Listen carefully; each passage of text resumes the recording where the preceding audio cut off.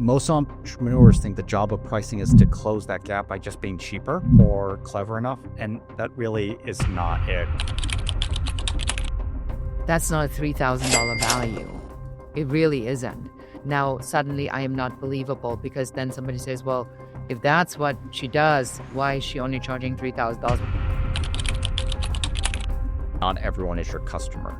And when we try to make it for everybody, it's for no one. Price is not the number itself is not necessarily an obstacle. It's the trust and the way that you're trying to build trust towards that price. And pricing is one of the most powerful tools that any business has for building that trust.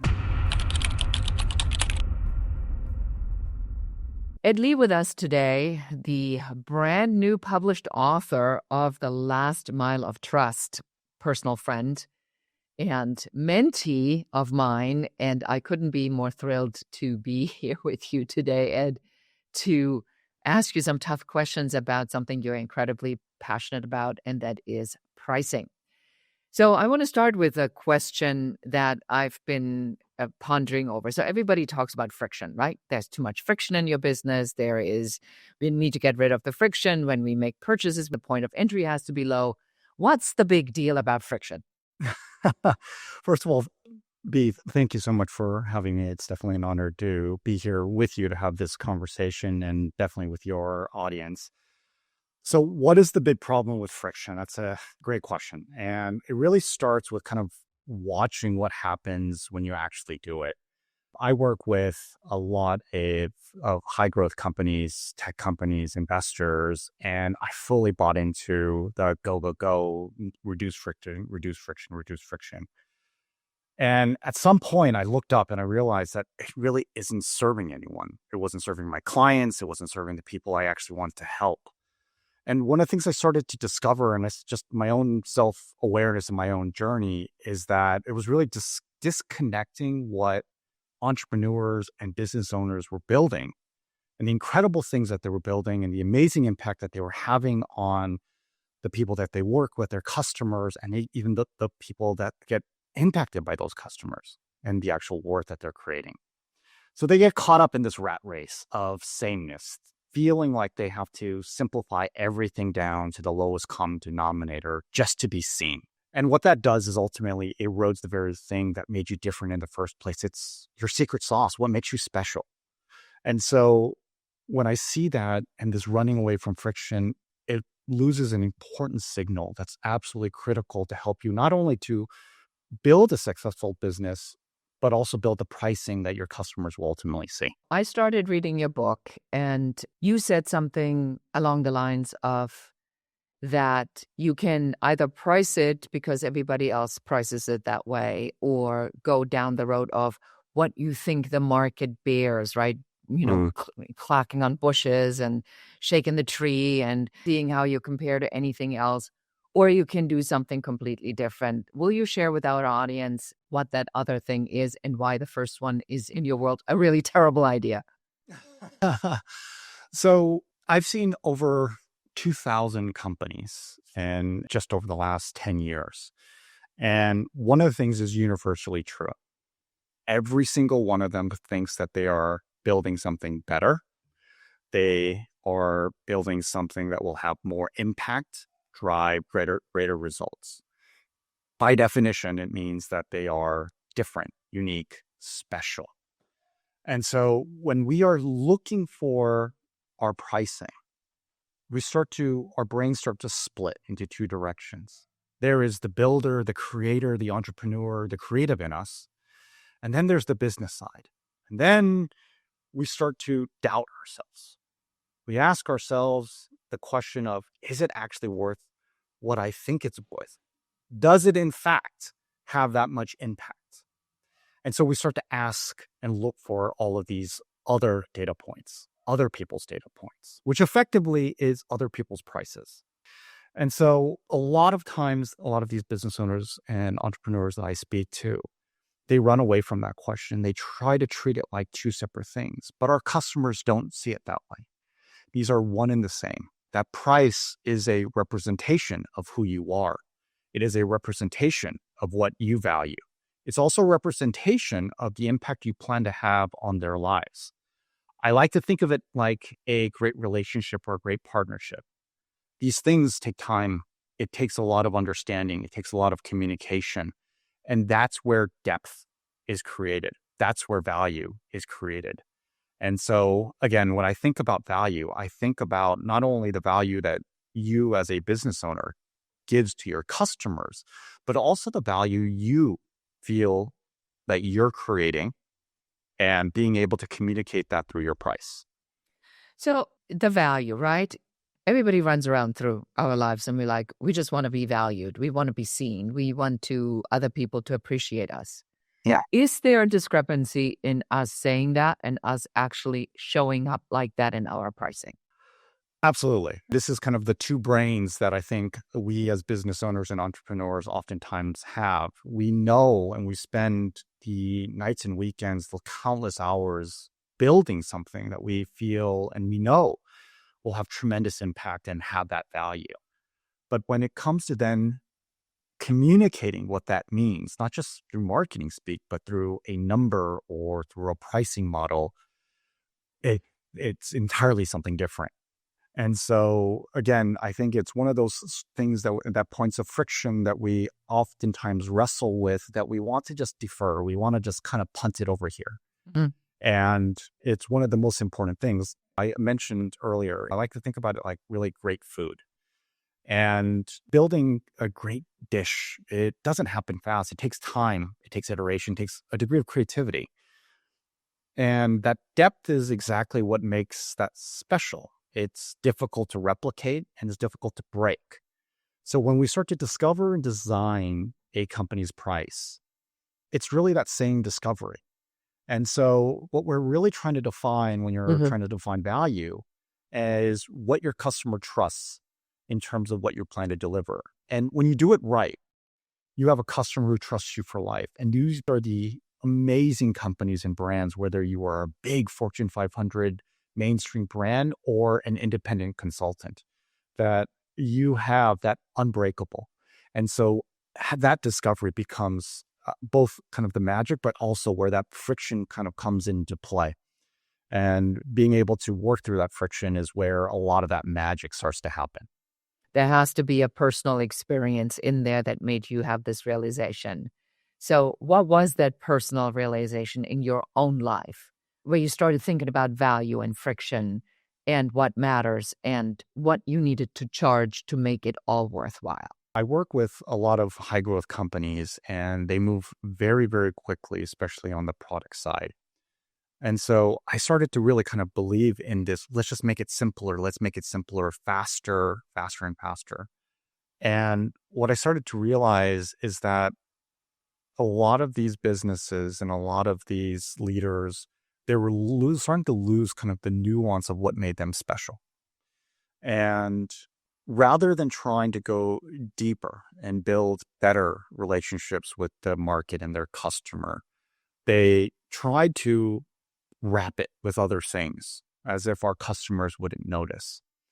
And it became to a point where they started to lose what made them special, what made them Oh my different. God. You're talking about the building it out to justify the pricing, which, as you very well know, is one of the things that drives me absolutely bonkers. In your book, you Yeah. take the example of Adobe, and you said, when Adobe first switched over Yeah. from the desktop option to the subscription model, there was an uproar. Well, their primary audience were filmmakers, photographers, so there was the creative audience, and they all Yeah. broke anyway. Mhm. Or most of them are, but they're creative. So they created this expensive subscription model. 33 million subscribers later, it is considered a success story. However, what is happening now is their stock went down 70% because they did exactly what you say or what you warn about, is they decked it out with all these things that now justify their investment that they made into AI that the customer doesn't even want. So talk about how companies completely screw it up at this point. So there's a couple of things from that story, and I'm glad you brought that up. But the first thing is that recognizing that sometimes the person you think is your customer today is not necessarily going to be your customer tomorrow. That's the first thing. The second thing is also the recognition that not everyone is your customer. And oftentimes, this is also where things get disjointed. The product could be for more people, but your pricing is not. And your pricing is designed for a certain type of customer. And when we try to make it for everybody, it's for no one. The other part of this is also kind of recognizing, and again, trying to get a little bit deeper into understanding your customer, is that fundamentally that, that the things that they care about, what are the things that actually do they actually value? We as business owners, we often think in terms of features. Does it do this new thing, this shiny thing, AI being one of those things? Interesting enough, just to go on a slight tangent, there was actually a study done where when AI started to take off, that by adding AI actually decreased willingness to pay by anywhere from 25 up to 25% in terms of what the willingness to pay for your product is. And partly was because they didn't understand it. And this leads to the other part. When people think about pricing, they think about the math. They think about the quantitative side. And don't get me wrong, that is absolutely important. But the other part is the communication. And sometimes communication takes several steps. Sometimes it is through a singular event. Whatever that may be, there has to be a degree of communication. And we hear this all the time. We see it in marketing slogans. We see it in branding. We see it in demos. We see it in all types of things. Taste tests when you go to the supermarket for that new chip or that new salsa. All of those things are part of that communication to try to start to understand value, to give them experience and so on. And so the things that companies often think about is they skip the not only who is it for and why, they jump straight into, I got to figure out this number. And then they forget the communication piece. How do you start to execute? How do you start to bring that pricing to life in all the different touch points and interactions you have with your customer? And this oftentimes gets lost because it gets so siloed into what businesses do. So to your point about communication, I mean, you kind of can't do that. Although you do say in your book that sometimes that is a decision you have to make to get rid of a particular type of client that sucks up your time and energy. So let's talk about that. Sure. And where that comes in helpful, because I do think it's important that we discuss this. Yeah. And one of the things I like to say to business owners is one of the first questions I generally ask, what is your pricing designed to help you to do? And it usually takes most business owners by a little bit of surprise. They didn't really think about it. They thought about it, like I said, as a math exercise. For some businesses, they use pricing to be able to not only weed out certain types of customers, again, those that don't use the product in a certain way, those that doesn't value the product or the service in a certain way, they suck up your time disproportionate to other clients or customers. And so it could be a tool that you use in order to determine who values what it is that you're building and those that do not. Those that are going to be constantly asking for a discount, that will be asking for more support, that don't get it, don't get the way that you see the world and the way that you want your product or service to be used by these type of users. And this happens with big companies and smaller companies. They'll use it so that, they will be able to determine who are the higher value customers that they can truly build partnerships and relationships with. But we also see this with subscription services, like the example that you gave. But in the past, you'll see the likes of Netflix who will use price increases not just for the financial gain, but they'll use pricing to be able to determine how much value and willingness to pay do customers have. And this is not just for financial gain, but do they indeed see the product and the price as one? And so again, it's an important step that a lot of businesses don't think about when they think about what can I do with pricing and why am I going to price it in this way, other than the fact that someone's asking me how much does this amazing thing that you built, how much does that actually cost? And pricing can do just so much more than that. I love that. So I want to get personal now with you. As we sort of worked together for this last year and I got to know you a little bit, what really stands out about is your own value system. Can you share how your own personal value system, your family, your personal time with the things that you want to do and be able to do has to factor in to what you do? Because you struggled with that for a little bit there. I did, and kudos to you for really a lot of your guidance on that as well. But I think most entrepreneurs in particular can empathize with this, that part of the reason why we became entrepreneurs is that we had this perhaps delusioned belief that we can have more balance between family or personal life activities, as well as this work that we are so passionate about. And but as I started to kind of get into building my company, Hello Advisor, I recognized that I was in love with it, but it was also taking a toll on other parts of my life, namely, as you mentioned, my family, especially my two adorable kids. And I was missing out. And so I recognized, being a son of an entrepreneur myself, that those are cherished and important times. And so rather than kind of compartmentalizing, which is what I tried to do, this time is for this time is for that, family and work, I started to think about it more in terms of investment. How can I invest in my time, my effort, my energy, actually just my presence, just my being present for either of those things, and finding different ways to doing that. And the other part of it, and I have to bring it back to pricing, is that I think about it like a workout. It takes consistency. There's going to be good days, there are going to be bad days. There's going to be days where, hey, listen, I plan to work out 4 days a week, and in reality, I can only do 2 or 3.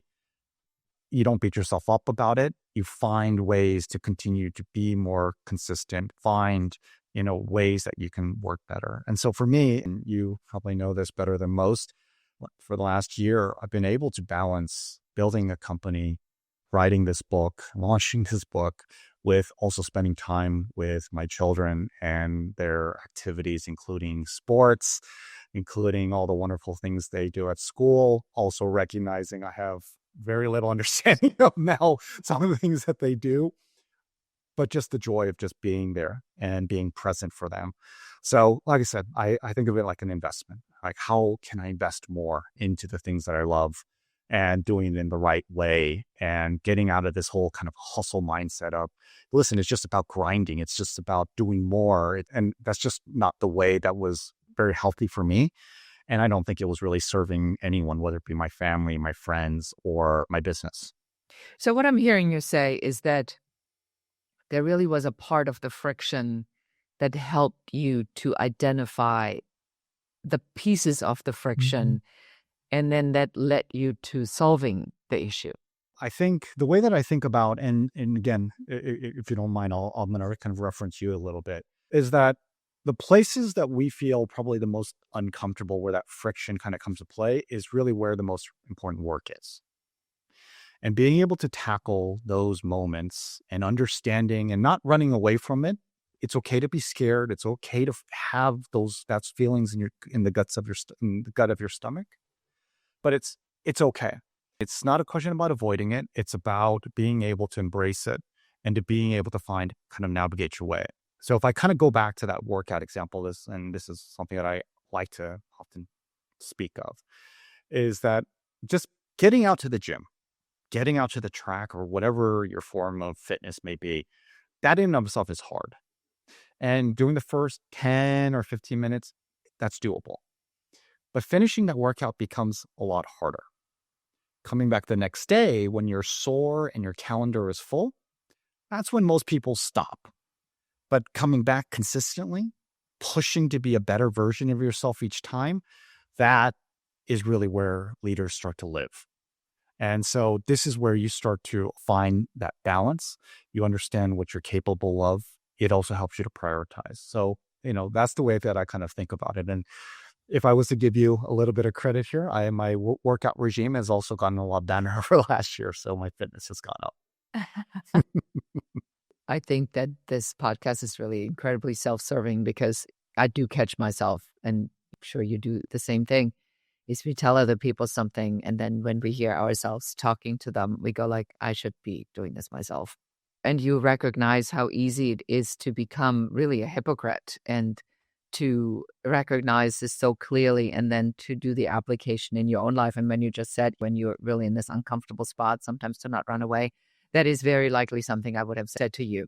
And I am now in this incredibly uncomfortable space, and all I want to do is not be here. And maybe the answer is to not run away and to lean sort of into this. So how did this personal challenge of wanting to be a better partner, a better Right. husband, a better father, and to be present, how did that then shape this conversation, your internal conversation of value? I know it's sort of the answer, but I want you to say it out loud. It's like, when you get clear about this on the one side, what happens on the other side? What are you forced to do? Yeah. I mean, when I think about the non-work side of things, then I quickly realize, what is it that I actually value? Who is it that I'm trying to be? What is most important to me? And these are a lot of questions that I've never really asked. I thought about work and building a business as something you do. And it is certainly a craft, and a craft that I'm extremely proud of. But the question was why? Why, and why is that important? And so when I start to think about that, it starts to kind of reframe. It starts to say, not just how can I work better or more efficiently and that type of thing, but also to be able to say, where do I find the most joy? Mhm. And where can I find kind of my kind of center or grounding? It's not always the most comfortable space. And actually even speaking of this out loud is slightly even still uncomfortable. But it's one of those places where I'm constantly trying to learn, trying to get better, and trying to not take shortcuts. And this kind of brings me back to some of the work, some of the book ideas, is that a lot of the most important breakthroughs actually take a lot more time than people think. And for us to try to quickly get out of uncomfortable spaces goes to solutions that are oftentimes really kind of diluted and watered down because it has to be for the masses and not for you. That's not to say that you shouldn't be guided, and that's not to say that you can't have a system or that you can use to go through that journey. And I think you absolutely should. But at the same time, it's not one that should be avoided, because you're going to build better relationships, whether it be with your customers or client, but also with your family and with with your friends, and just on the personal side of things. It is where friction lives. It's uncomfortable. But again, that's where a lot of the magic happens. And a lot of people don't invest in that. So when you acknowledge that, was there a transformation where you said, I'm just not doing that anymore, or I'm going to have to do more of that, or if it is worth my time, I have to charge at least that much? Was there an actual external pricing change, so to speak? From a business side, absolutely. When I originally started my business, the starting point for me was no one was actually talking about pricing. Pricing was a thing that you did. It was a checkbox. And knowing that a lot of these large multinational companies that are ubiquitous in our lives, that they are taking a much more strategic perspective when it comes to pricing, I thought we need to get this out to the masses. But I also realized that, number one, not everyone was in the right phase of their business journey to be able to use pricing in that way. But more importantly, I needed to align in terms of values, in terms of where pricing sits and how they're going to actually be using it. And inevitably, that started to change my own kind of pricing model. It changed the way that the type of services that I offer, the way that I want to work with customers. Just a little bit of background. Part of the reason why my company's name is called Hello Advisor was to try to break down the barrier between an advisor as well with the customer, the client, or the business that they're working with. I wanted it to be more of a relationship, to be collaborative, to work together, because ultimately like most things, pricing doesn't sit still. It's not static. And truth be told, in 6 months or 12 months, your business is going to get better. And when it gets better, it's going to pose interesting pricing questions, but also new opportunities. So how do you seize that moment so that you are not only doing it for your business, but also for your customers? And so again, that's for me became kind of my aha moment where, again, taking my own advice, not everyone is my customer. And I have to be okay with that. Yeah, and I think that reading your book and having really been exposed to you has changed a lot of my perception about this. And when we were in the green room, I told you is that when you ask the question, what is the value that you actually bring to your customer? And I look at the feedback and the testimonials, and what I do is life changing for people. I mean, it significantly changes how they work, how they live, the enjoyment of their life. They are much more aligned with their purpose. And then I'm thinking to myself, that's not a $3,000 value. It really isn't. Now, suddenly I am not believable because then somebody says, well, if that's what she does, why is she only charging $3,000? What's wrong with her? And I think that that really is something that you have taught me in this journey of being in your sphere and watching you write this book. Mm. And wrestling with all these pieces. And I'm holding a copy up of the book for everybody to see as you're watching us online. And Apple Podcast is now also a video. So we are now also uploading the video on Apple. Is that I am really honored and very proud of you for having written a really honest book about value that I believe will help people to dive into what is my value? What is the value that I bring to the table? Not a course like that is typically priced as, right? So you have taught me that. So I'm very grateful for that. So for somebody now, where can we get the book? And you also have a giveaway in the book where somebody can go. So tell us everything that we need to know now. Yeah, absolutely. The book is available on Amazon and your favorite booksellers, all available now in Kindle, paperback, and hardback. Also, as a bonus to all readers, there is a special pricing toolkit that we made available to everyone who gets a copy of the book. It actually has a number of different tools and that you can use that actually the book references. It's free for you to use, and again, use with your own company and your own business. In addition to that, for all readers, you will be able to get a special discounted price for a special offer for the book. And that will be made available for all listeners as well. We'll put all of that in the show notes. And so as we wrapping up this interview, so what do you think is like the most important thing that you want our listener to walk away from this interview about value, their own value and pricing and how they connect? Yeah, I'm going to go back to the title of the book, The Last Mile of Trust.